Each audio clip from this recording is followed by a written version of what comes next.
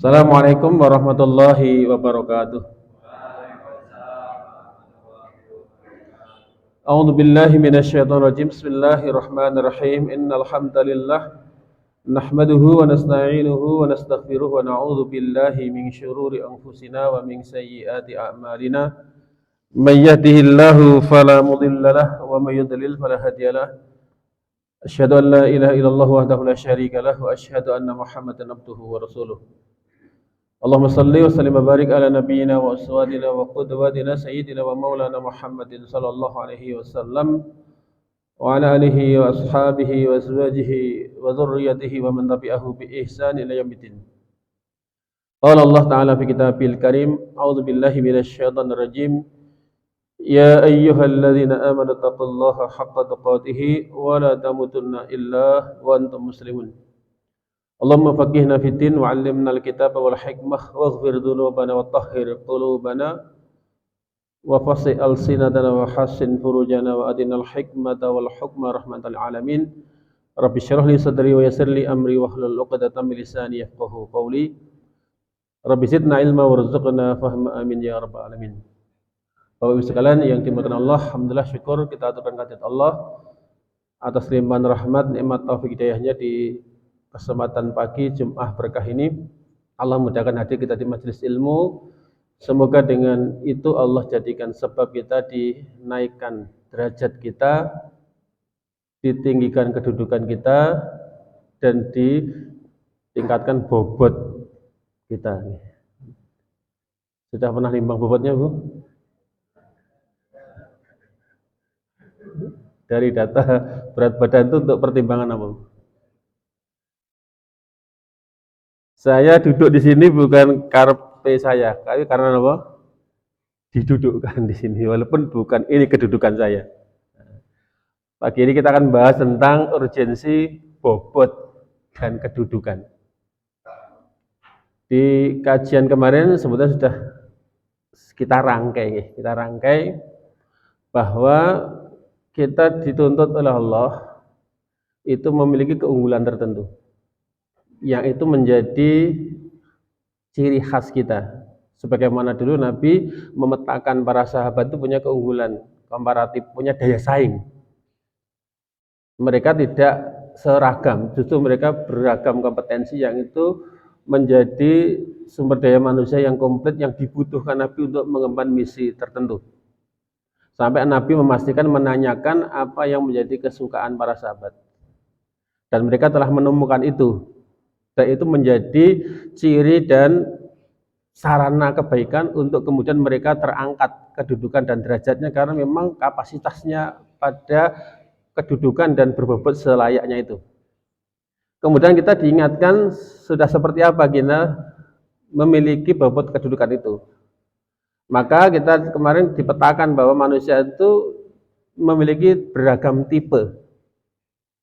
Yang tipe itu bisa menjadi indikator bahwa orang nanti akan bisa menerima kebaikan dan bahkan bisa menjadi sumber kebaikan. Tapi ada kalanya memang jatah, enggak punya kapasitas, berharap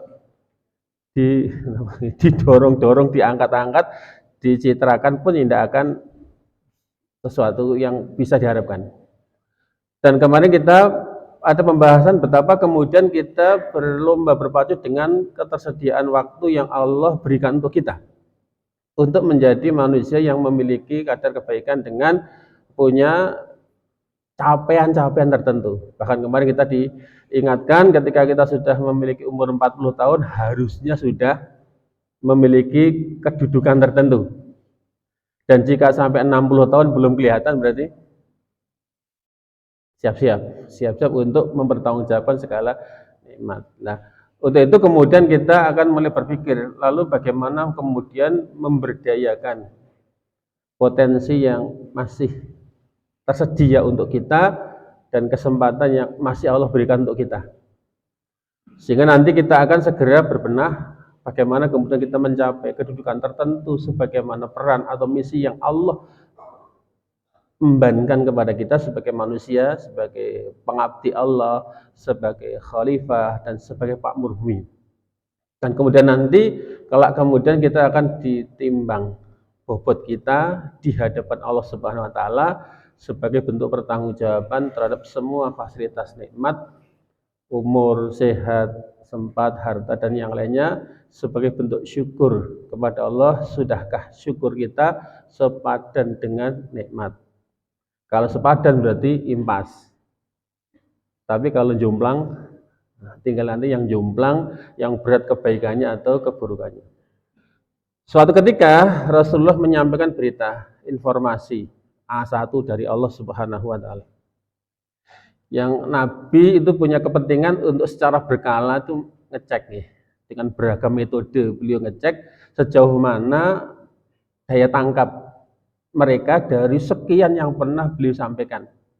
Dan bahkan beliau sempat kemudian mengamati sejauh mana apa yang beliau pernah sampaikan itu diaplikasikan di lapangan. Maka jika kemudian telah mencapai apa yang dimaksud, Nabi tidak segan memberi apresiasi. Tapi ketika ternyata masih ada banyak kekurangan, Nabi pun juga dengan penuh kelembutan untuk membantu mengoreksi mereka. Suatu ketika, ini hadis diriwayatkan oleh sahabat Ibnu Umar. Nabi punya kebiasaan selepas sholat subuh itu bertemu dengan para sahabat karena beliau punya majelis, punya forum di mana beliau berkumpul dengan para sahabat. Di hadis ini diceritakan bahwa Ibnu Umar menjelaskan bahwa suatu ketika Rasulullah itu pernah keluar menjumpai kami di waktu pagi. Berarti masih awal hari. Beliau menceritakan apa yang beliau dapat di malam hari dari Allah. Jadi Nabi itu mendapat informasi dari Allah bisa melalui wahyu, bisa melalui mimpi. Beliau mengatakan, itu saya melihat dalam mimpi saya ka'anni u'titu al-maqalid wal mawazin. Seakan-akan dalam mimpi itu saya diberikan oleh Allah maqalid, rantai-rantai dan mawazin, timbangan-timbangan. Jadi suatu ketika Nabi itu dalam mimpi itu kayak nyata. Jadi seakan-akan beliau itu dikasih oleh Allah rantai-rantai dan timbangan. Beliau mengatakan fa'amal maqalid hiya al-mafatih. Adapun yang dimaksud rantai-rantai adalah kunci. Berarti di tangan Nabi itu ada kunci. Kunci pembuka kebaikan tak terbatas dan bahkan kunci yang bisa menutup keburukan. Maka digambarkan kunci-kunci yang dibuat adalah kuncinya surga. Dan kunci segala permasalahan. Ibarat anak sekolah ada soal apapun kalau tahu kunci jawabannya, Bu. Merem gitu. Butuh mikir, Bu. Butuh waktu? Enggak butuh. Makanya laku ada yang jual kunci jawaban itu laku, Pak. Artinya kalau udah megang kunci berarti apa? Semua kebaikan sudah di tangan. Ini harapan atau apa, Bu? Nabi itu ngasih tahu, saya sudah dikasih oleh Allah itu kunci segala hal. Karena segala sesuatu ada kuncinya. Bahkan surga yang seluas langit bumi itu ada pintu dan juga ada kuncinya. Sang pemegang kunci siapa? Rasulullah. Orang ahli surga yang siap masuk surga sudah dapat tiket, belum bisa masuk kalau surganya belum dibuka kuncinya. Yang megang sinten? Jadi kalau ada orang yang punya informasi, dia yang punya kuncinya. Responnya mendekat atau menjauh atau gelibet. Beliau mengatakan, di dalam mimpi itu seakan-akan real ya, ka'ani, seakan-akan saya itu diberikan kunci, rantai-rantai dan timbangan. Sedangkan timbangan yang dimaksud adalah timbangan yang biasa kita gunakan untuk timbangan neraca, menimbang sesuatu, menimbang berat sesuatu.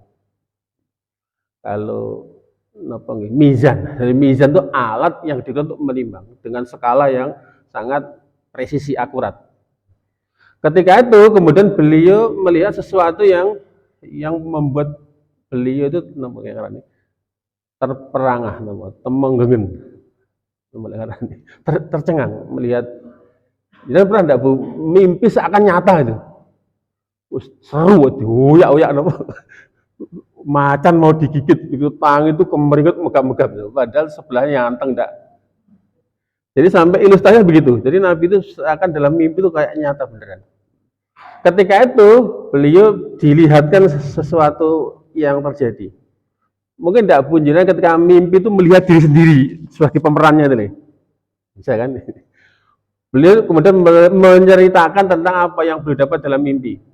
Fawuditu fi kifatin wa wudiat ummati fi kifatin. Dalam mimpi itu ada timbangan yang dibentangkan, gede banget timbangannya.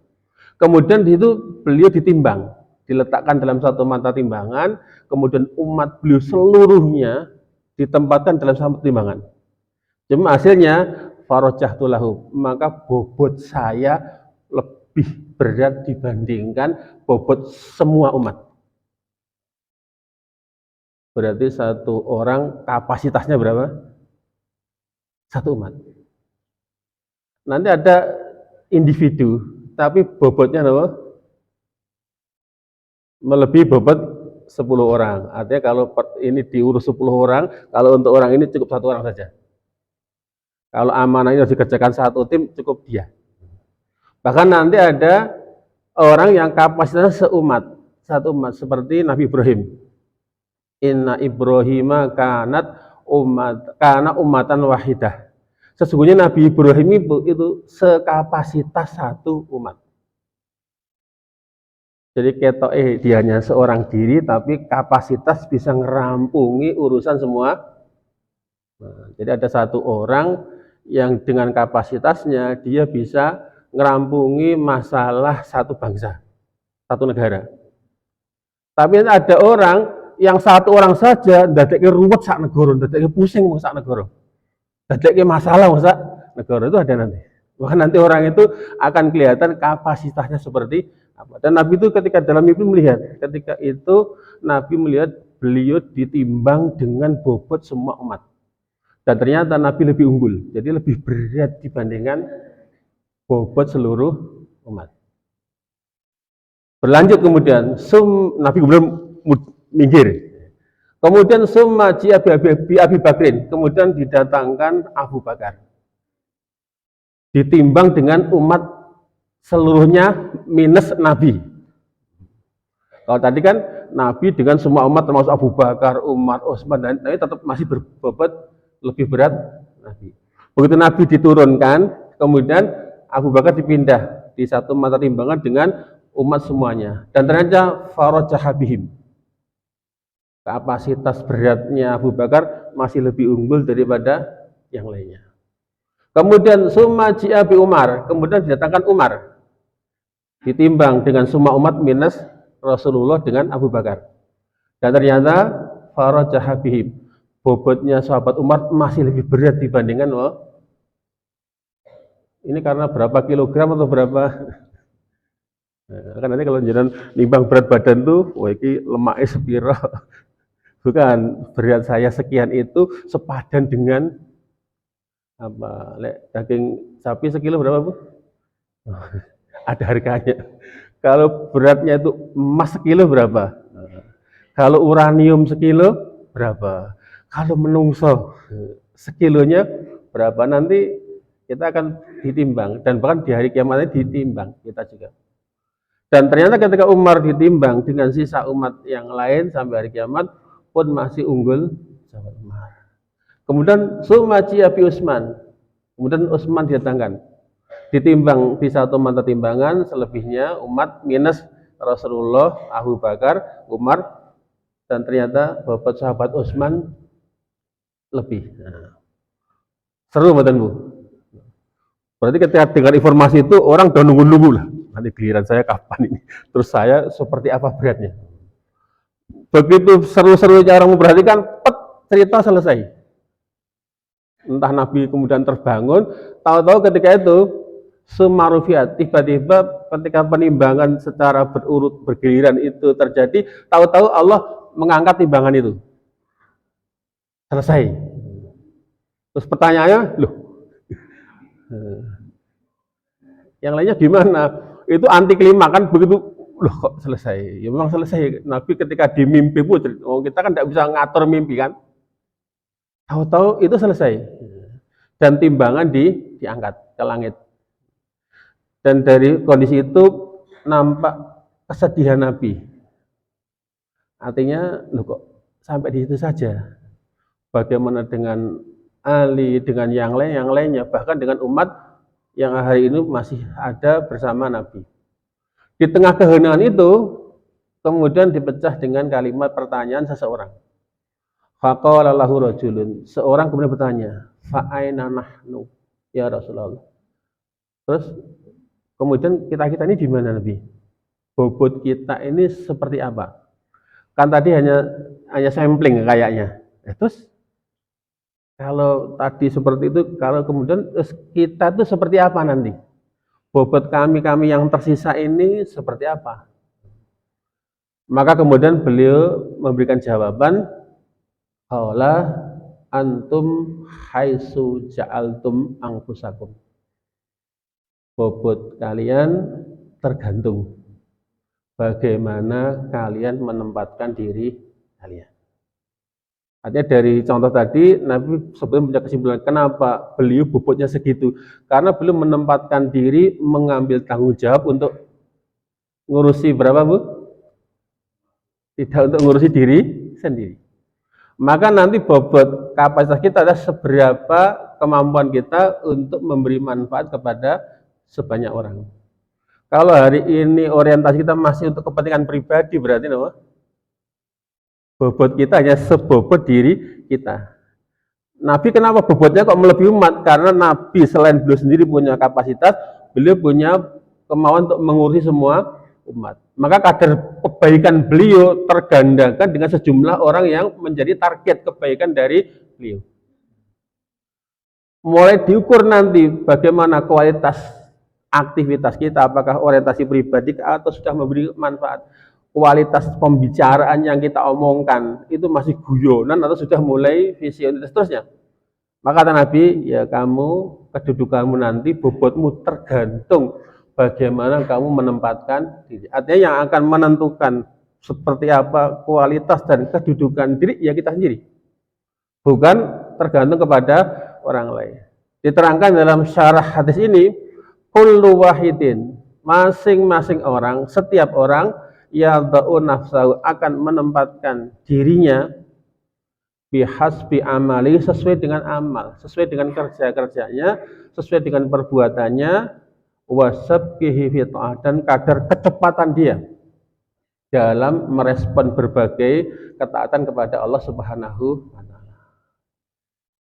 Dan nanti kita akan menghadapi situasi yang tidak bisa kita hindari, yaitu menghadap Allah untuk ditimbang bobot kebaikan kita. Setelah nanti kita dihisab, dihitung berapa jumlah secara kuantitatif, berapa banyak kebaikan kita, kemudian ditambah dengan berapa bobotnya. Karena nanti ada yang kelihatannya banyak aktivitas tapi tidak berbobot. Oh ya sibuk tapi ternyata apa? Hasilnya apa nih? Kita menyibukkan diri saja.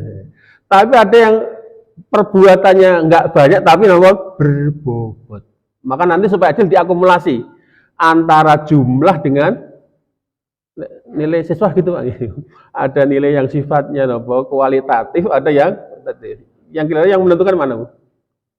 Kualitasnya atau jumlahnya, Bu? Nah, pokoknya digabung dua itu dijumlah kemudian di rata-rata. Nah, kita pun juga seperti itu. Tentang seberapa nanti bobot kebaikan kita dan kemudian kedudukan kita di mana, ya tergantung kita. Bukan tergantung orang yang mempromosikan kita. Maka ada kalimat bijak yang kemudian menjadi lebih jelas apa yang dimaksud Nabi dari uraian ilustrasi dalam hadis tadi. Imam Ar-Rafi'i mengatakan, makomuka, ini makom loh, dudukan ya. Nah, ini saya mendapat makom tertinggi di antara penjenengan. Ini kan bukan karena saya didudukkan lagi. Harusnya itu sesuai dengan kapasitasnya, bukan karena monggo jenengan. Kata Imam Ar-Rafi'i supaya kita tidak kepedean. Makomuka, makommu itu, kedudukanmu itu adalah haitsu aqamta nafsak. Itu tergantung bagaimana kamu menempatkan diri. Nanti kalau orang punya klien akan mencapai kedudukan yang sejatinya seperti itu. Jadi kata Imam Ar-Rafi'i, maqamuka haitsu aqamta nafsaka. Jadi kedudukanmu itu tergantung bagaimana kamu menempatkan diri. nek cara bahasa Jawa lho, ajining diri gumantung lati ajining raga. Eten mboten Bu, omongane manis klambine bagus te penipu. Ternyata kita keliru, salah mengukur orang. Kalau hanya manisnya ucapan dan bagusnya, ini kita tolak ukurnya gitu nggih. Angger bajune rapi katanya meyakinkan, ternyata napa penipu-penipu sekarang napa kata-katanya manis, penampilannya artis kan itu. Tapi lamis nanti ucapannya tidak kena di kita jadi keliru. Kalau tolak ukurnya itu, karena kata-kata bisa diolah, baju bisa napa di laundry. Beliau mengatakan la haisu aqamakanas, bukan karena didudukkan orang di tempat tertentu. Nanti akan kecewa kalau nggak kapasitas tuh ngerepoti, akeh. Walaupun dicitrakan, walaupun di nopo, kalau memang nggak makomnya, itu tidak akan bisa ngerampungi suatu misi. Jadi, maka kata beliau, supaya orang tidak kepedean dan supaya orang nggak kecewa karena salah, maka beliau ingatkan, makomuka haitsu aqamta nafsaka. Kedudukan kamu tergantung bagaimana kamu menempatkan diri, bukan karena didudukkan orang di tempat tertentu. Kenapa? Ini karena karakternya fal insan la ta'dilu wala tazinu. Karena manusia tidak bisa adil. Selalu tendensius, anggerono kepentingan tertentu mbok elek dianggap napa? Api mergo seneng.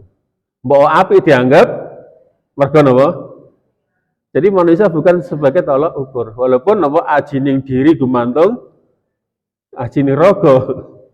Enggak selalu begitu, karena manusia tidak pada kapasitas untuk bisa adil. Adil itu menempatkan sesuatu sesuai dengan tempatnya, mendudukkan sesuatu dengan kedudukannya.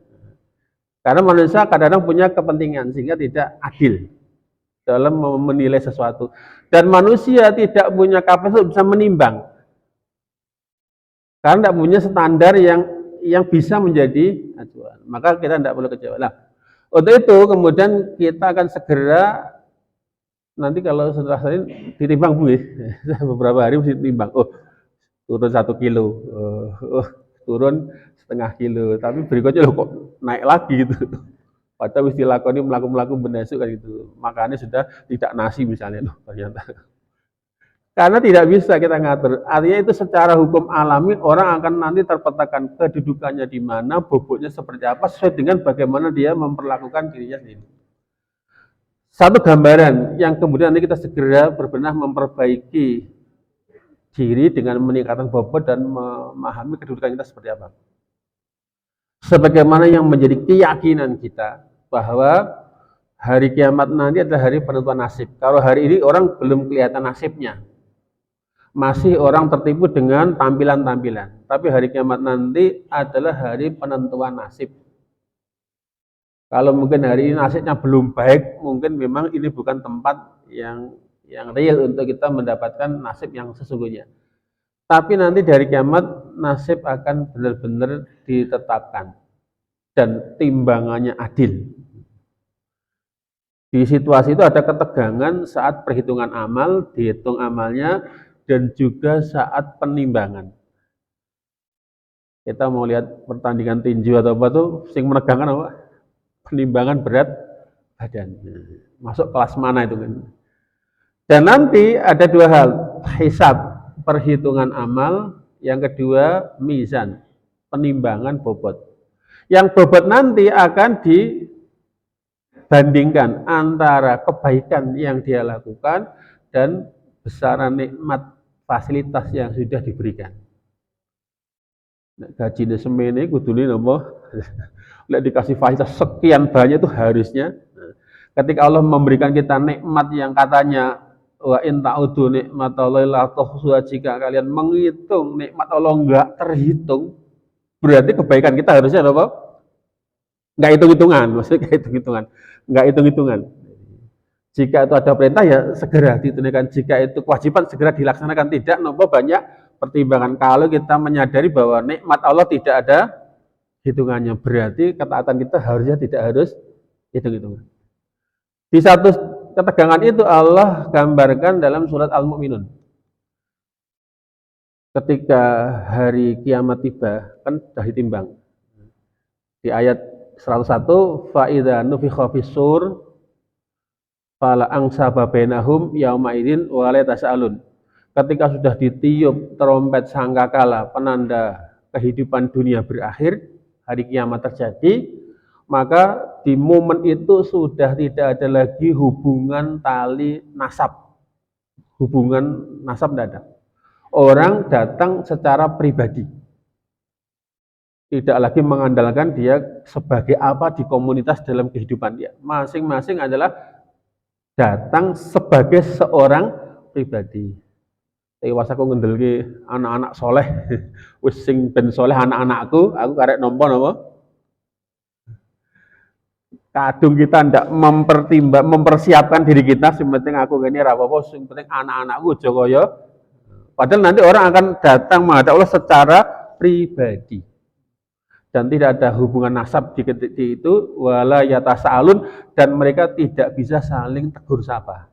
Karena ketegangan situasi, mereka sudah ngurusi diri sendiri. Nah, puncak ketegangan adalah melihat hasil penimbangan amalnya. Keputusannya adalah faman sakulat mawazinuhu, maka barang siapa yang berat bobot kebaikannya dibandingkan dengan nikmat yang Allah berikan dan dosa yang dia lakukan, maka faulaika humul muflihun. Merekalah orang yang beruntung, selamat. Kalau di akhirat, kalau beruntung, selamat, kedudukannya di mana? Surga. Hanya dua pilihan. Surga sudah. Berikutnya, waman khafat mawazinuh, dan barang siapa yang ringan bobot timbangan kebaikannya dibandingkan amal nikmat dengan dosanya, maka faulaika alladzina khasiru anfusahum, merekalah orang yang telah merugikan dirinya sendiri. Ternyata aktivitas yang dilakukan, nikmat yang dia gunakan, ternyata tidak digunakan untuk kemanfaatan besar, tapi justru berdampak kepada kerugian diri sendiri. Allah telah ingatkan di surah Al-Baqarah, wa anfiqu fi sabilillah wa la tulqu bi aidikum ila tahlukah wa ahsinu innallaha yuhibbul muhsinin. Belanjakan hartamu di jalan Allah. Bukan di jalan lingkar itu loh, boleh pas minggu loh. Di jalan lingkar. Jadi agar minggu pokoknya nih kan, nanti membelanjakan uang di jalan mana? Jalan lingkar. Itu produktif atau konsumtif itu? Apa destruktif itu? Oh, pokoknya panganan tersedia, usah mikir sehat apa? Ora. Makanya walaupun kita mengklaim itu harta kita, itu ada panduannya. Wa anfiqu fi sabilillah. Belanjakan hartamu di jalan yang diridhoi Allah. Wala tulqu bi aidikum ila tahlukah. Jangan kamu menjatuhkan dirimu sebab pembelanjaan uang itu kepada kebinasaan. Ada kalimat bijak. Hari ini orang menggali kuburannya dengan mulutnya. Gimana Pak? Apa dipangan, orang peduli niku ana pengawet, pemanis apa sing penting angger selerane lidah niku. Wah, itu ada kolesterol, asam urat, darah tinggi, ternyata apa? Hari ini banyak orang yang menggali kuburnya dengan apa? Biasanya kan gali kubur dengan cangkul Pak ya. Gali kubur dengan cangkul, tapi hari ini orang menggali kuburnya dengan apa? Padahal diingatkan, wa anfiqu fi sabilillah wa la tulqu bi aidikum ila tahlukah. Belanjakan hartamu di jalan sesuai dengan petunjuk Allah. Allah nunjukkan betul Bu, kalau kita ingin makan makanan yang sehat, halal, thayyib, ada. Bagaimana caranya, bagaimana mengolahnya, itu kan ada petunjuknya. Tapi ternyata banyak orang yang karena tidak kenal petunjuk, membelanjakan harta, tapi dampaknya adalah menimbulkan kerugian pada diri sendiri. Nah, bahkan sampai membelanjakan waktu, membelanjakan harta, pikiran, ternyata kepada tidak yang diridhoi Allah, itu tidak produktif. Dan bahkan berdampak menimbulkan kebinasaan. Nah, termasuk ketika kemudian ternyata aktivitas hari-hari di dunia hanya berorientasi kepada pribadi, bahkan untuk kesenangan diri, maka bisa jadi pembelanja itu berdampak kerugian. Maka ditimbang ternyata bobotnya adalah sangat ringan. Maka termasuk mereka yang ringan bobot kebaikannya adalah mereka orang-orang yang merugikan diri sendiri. Kalau ditimbang termasuk berat, bejo swarga, kalau ternyata nopo ringan, rugi, maksudnya kemana? Maka udah nasibnya begitu. Kalau nggak surga ya tengah-tengah itu tidak ada, Bu. Kecuali orang edan, wong gila di tengah-tengah antara swarga dan netral, itu tidak ada yang netral. Semua punya konsekuensi masing-masing. Sing dianggap netral orang gila karena sudah tidak dihukumi apa-apa. Enak Bu, tidak ada resiko. Nah, ketika tergolong rugi karena ringan bobot kebaikannya, fi jahannama khalidun. Mereka lah orang yang kekal di dalam neraka. Dari sini kan kita belum kelihatan. Nah, kita masuk kemana? Ya kita lihat orientasi kita kemana. Aktivitas kita hanya untuk kepentingan diri dan keluarga atau sudah meluas memberi kemanfaatan yang lebih besar. Apapun itu, karena Nabi memberi peluang yang sangat luas. Beliau mengatakan, manis tato aminkum ayyang fa'akhahu falyaf'al. Barang siapa di antara kalian mampu memberi manfaat kepada saudaranya, lakukan. Apapun itu. Asal itu kita tahu sesuatu itu punya manfaat kepada orang lain, lakukan. Apapun. Kata Nabi, manis tato amikum, barang siapa yang mampu di antara kalian ayyang fa'ahahu, bisa memberi manfaat kepada orang lain, lakukan. Bukan kebalik. Wah, katanya bisa tak manfaat kayak gitu. Kebodohan teman saya, keluguan tak manfaat kayak gitu. Enggak ya. Karena nanti kita akan berdampak menjadi rugi. Nah, akhirnya contoh kasus yang Nabi juga menceritakan peristiwa hari kiamat itu di flashback ya, dihadirkan hari ini. Nabi menceritakan ketika itu malaikat Jibril datang memberitakan, wahai Muhammad, ada di antara hamba Allah istimewa yang oleh Allah diberikan umur 500 tahun. Kalau kita jatahnya berapa Pak kira-kira? Potensinya lah, kayak kalau kemarin kita bahas tadi, kemarin apa? Umur umatku kata Nabi apa? Antara 60 sampai 70. Jadi kalau hamba Allah yang ukuran 500 tahun itu angkatannya Nabi siapa, Pak? Nabi Nuh angkatannya kan umurnya ribuan tahun. Nabi Nuh itu 1350 tahun. Kalau nabi berikutnya ana sing 900, ana sing angkatan berarti kaum Bani Israil lah. Rata-rata umurnya berapa? 500 tahun. Umat itu semakin kesini semakin berkurang umur dan postur tubuhnya. Jadi semakin cedek-cedek gitu. Lah berarti itu angkatannya kaum terdahulu. Jadi diilustrasikan ketika itu seorang yang oleh Allah diberikan karunia umur 500 tahun. 500 tahun itu digunakan untuk hanya taat kepada Allah Subhanahu wa taala. Nah, kita umur wis pendek, acarane napa? Ruwet erno-erno sing taat hanya berapa persennya. Ini reputasinya 500 tahun untuk taat. Dan dia itu request. Pokoknya Gusti, saya ingin diberi kemudahan, fasilitas tersedia karena memang digunakan hanya untuk taat. Di tempatnya satu pulau terpencil yang dikelilingi laut. Di situ Allah sediakan langsung sumber kehidupan, mata air dan buah-buahan. Dan dia hari-hari hanya untuk ibadah. Nanti kita akan waspadai semono kae ibadahnya. Tapi kalau orientasi pribadi, ya segitu. Kita jadi umur kita pendek. Tapi ketika kadar kebaikan kita meluas, nanti bisa melampaui. Dan dia minta, pokoknya nanti seandainya pun engkau berkenan mencabut nyawaku, request mencabut nyawa dalam keadaan sujud. Pokoknya anggur siapapun yang kemeliwer ngerti, dia mesti pas dalam keadaan apa? Taat. Lah kita gimana Pak?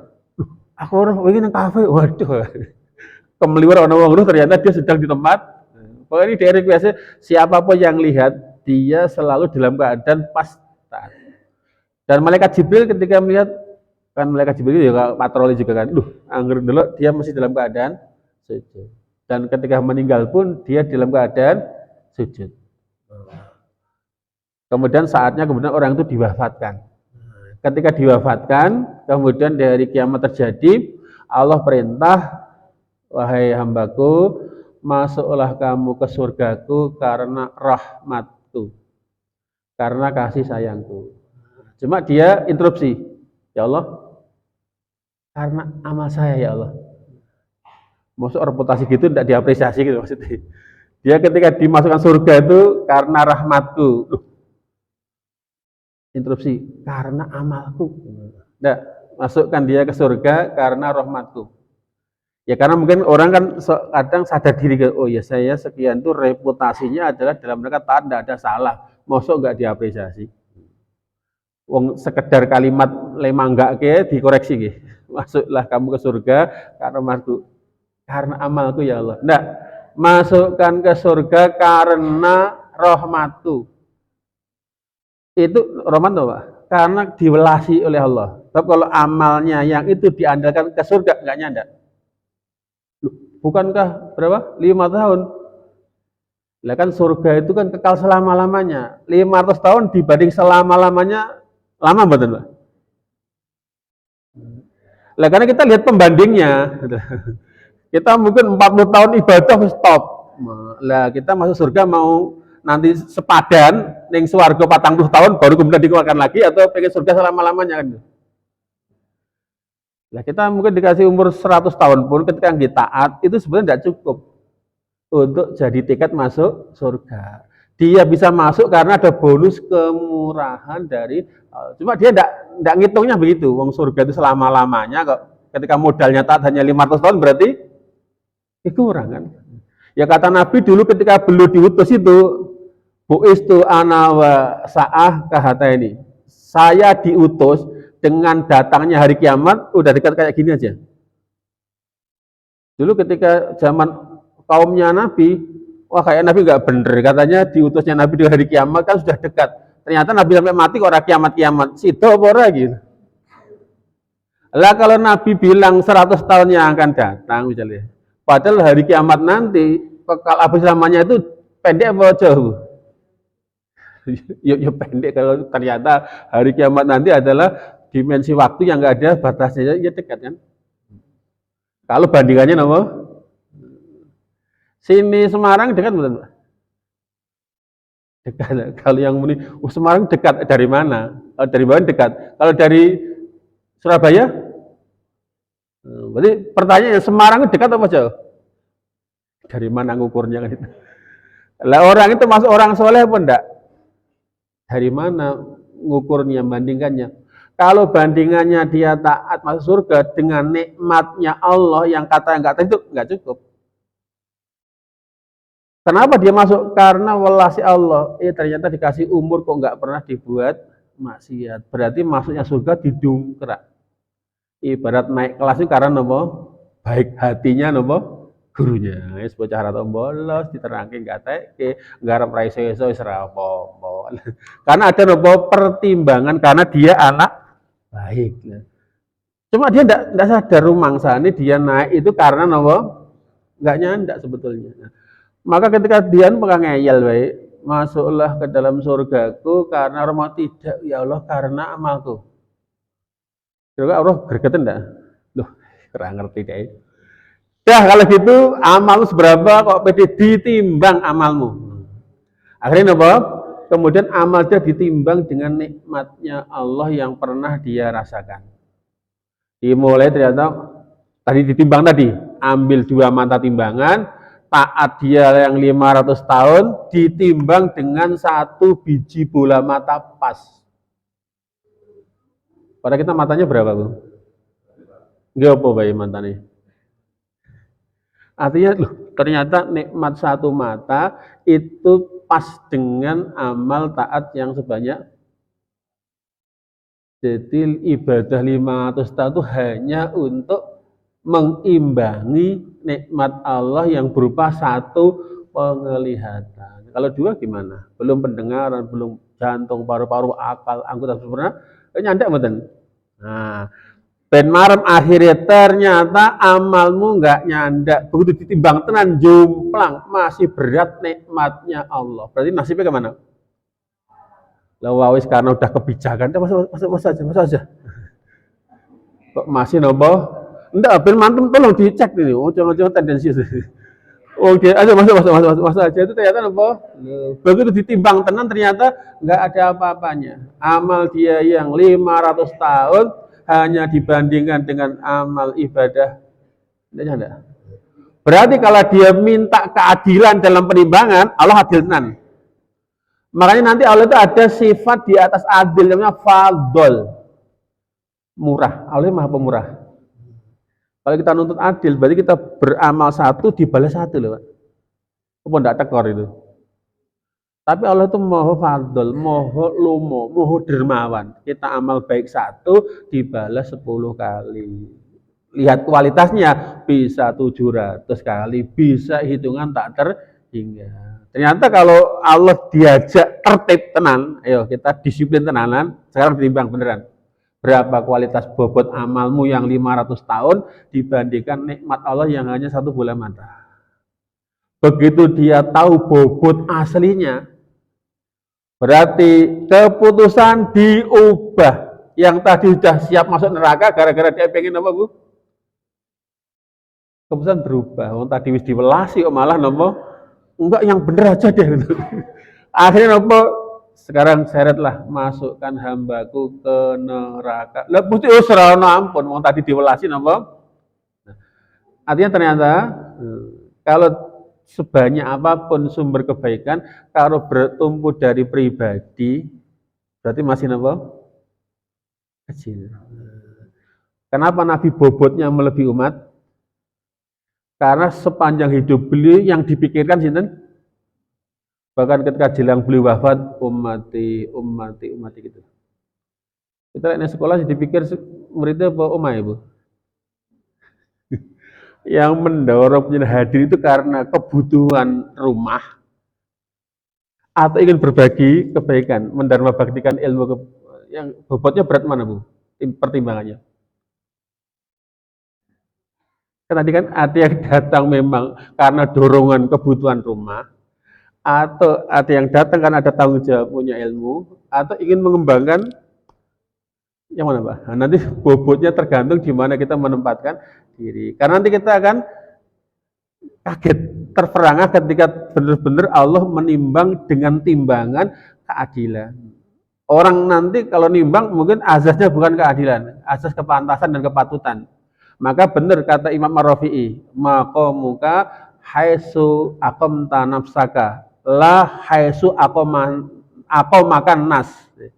Kedudukanmu nanti tergantung bagaimana kamu menempatkan diri, bukan karena didudukkan orang di tempat tertentu. Kenapa? Fal insan la takdilu wala tahsil. Karena manusia tidak bisa adil dalam menimbang, tidak bisa adil dan tidak bisa menimbang. Maka dari itu, setelah kita lanjut di tema berikutnya, saya berharap kalau ini memang berlanjut, akan kita semakin tahu di mana kedudukan kita, kalau belum bagaimana cara mencapai kedudukan yang itu aman bagi kita baik dunia maupun akhirat. Nah tadi sudah kadung menjadi garis ketetapan bahwa umur kita itu pendek. Tidak bayangkan tadi 500 tahun, tidak bayangkan ribuan tahun. Berarti kita hanya punya kesempatan hidup dalam rangka untuk memperbaiki diri dan meningkatkan kapasitas diri sehingga kita tahu kedudukan dan bobot kita.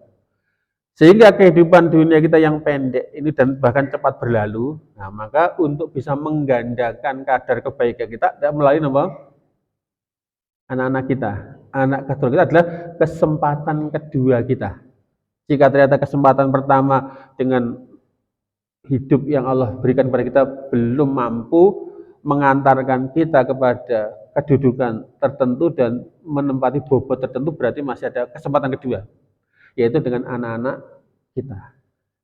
Maka nanti kita akan melihat bagaimana perjuangan para nabi dan rasul memperjuangkan akan hadirnya anak-anak yang itu menjadi penerus kebaikan dan menyambung apa yang menjadi target yang mungkin belum kesampaian. Satu diantaranya adalah bagaimana kemudian strategi kita cobalah berdayakan mereka. Jadi dari potensi anak turun kita. Karena di surat At-Tur ayat 21 Allah mempertimbangkan sumber kebaikan masih bisa mengalir dari jalur anak keturunan kita. Allah berfirman, walladzina amanu wattaba'athum dzurriyyatuhum biimanin alhaqna bihim dzurriyyatahum. Dan orang-orang yang beriman yang kemudian disusul oleh anak keturunan yang beriman, maka kami sambungkan, kami terus konekkan mereka dengan anak turun mereka. Jadi yang menjadi alat untuk menghubungkan kita dan anak turun karena masih ada ikatan imannya.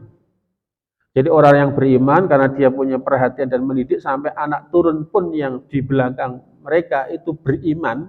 Kata Allah, al-haqna bihim dzurriyyatahum. Allah akan terus sambungkan mereka dengan anak turunnya. Wa ma'alatnahum min amalihim syai', dan kami tidak pernah mengabaikan sedikit pun amal mereka. Jika kita sebagai orang tua amali sithik, enggak masalah. Jika masih punya anak keturunan yang itu potensi kebaikannya masih terus bisa sambung. Kullu mri'in bima kasaba rahin, karena setiap orang akan selalu berkaitan dengan apa yang menjadi perbuatannya.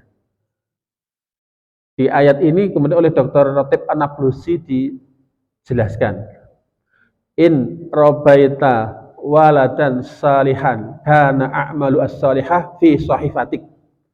Jika kamu mendidik anak-anakmu, ya kalau di sini kan tidak hanya anak biologis gitu. Anak ideologisnya pernah pengalaman jenengan sudah pernah mendidik anak berapa orang?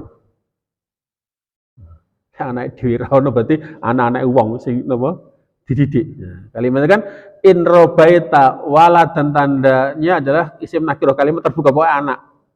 Jika kamu mendidik anak-anak menjadi baik, maka semua kebaikan yang terlahir dari buah pendidikan yang ada pada anak dan keturunan sampai hari kiamat, karena amali aswafi sahifati itu ada masuk dalam buku catatan amalmu.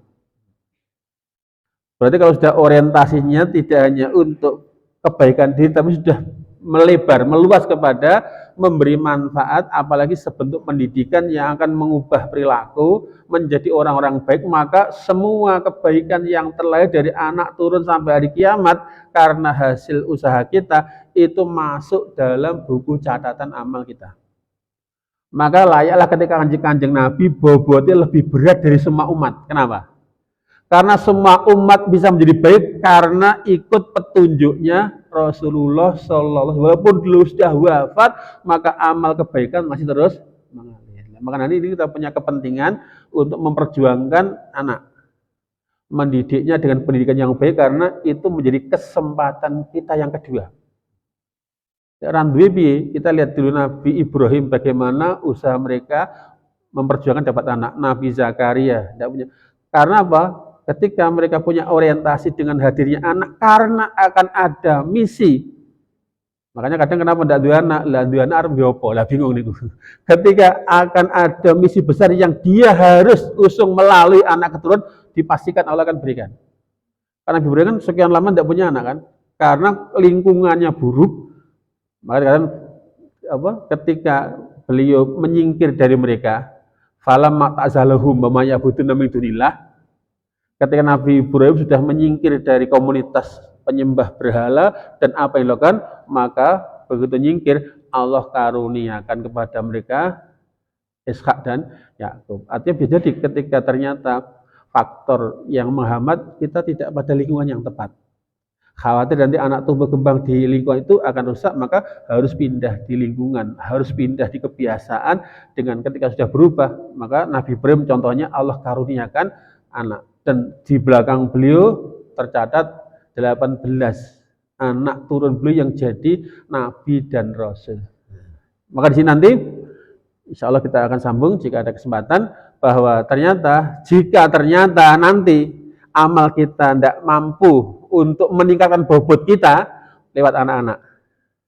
Dan nanti jika ternyata anak wirano sing diharap-harap, nanti masalah. Berarti tetap nanti kita bertransaksi dengan Allah melakukan amal tertentu yang potensinya mengalahkan jika kita punya anak yang banyak dan punya keturunan yang banyak. Barangkali itu, semoga kita semakin sadar diri sudah berapa bobot kita dan sudah di mana kedudukan kita, dan semua tergantung dengan kesungguhan kita untuk mencapai itu. Dan semoga Allah mudahkan bagi kita sekalian untuk selalu memahami petunjuk dari Allah Subhanahu wa taala sehingga kita mampu bersyukur kepada Allah dengan sebenar-benar syukur yang sepadan dengan nikmat yang telah berikan. Allahumma amin. Aqulu qouli hadza wa astaghfirullahi wa lakum innahu wal ghafurur rahim.